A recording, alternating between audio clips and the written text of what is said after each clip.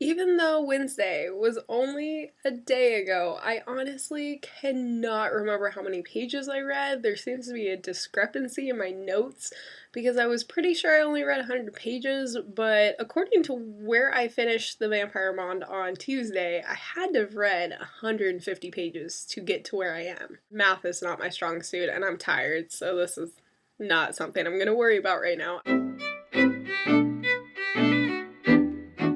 Last night I decided I would attempt to fulfill the audiobook challenge, and then I ended up discovering that I actually had the audiobook of the illustrated graphic novel of MirrorMask, written by Neil Gaimen. I think it's more of a novella with illustrations, but... So I started listening to it last night, and I listened to the first 4 or 5 chapters before I ended up just falling asleep. I ended up finishing it when I got into work today.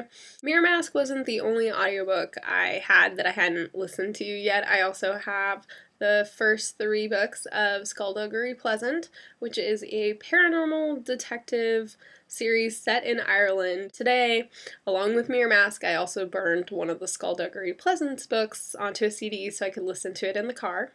However, I accidentally burned the 3rd book instead of the 1st book because I wasn't paying attention last night. I guess I'm gonna continue listening to the 3rd book just because I've started it and I want to finish books. Currently, I'm on page 225 of The Vampire Armand, which means I'm roughly over halfway done. I've sort of been slowing down and reading this. I've reached the point where I feel like the novel is retreading familiar ground and not really adding a whole lot new to it. It does feel good to finally be getting this off my shelf and finally get to the point where I'm gonna read the rest of the series, hopefully soonish.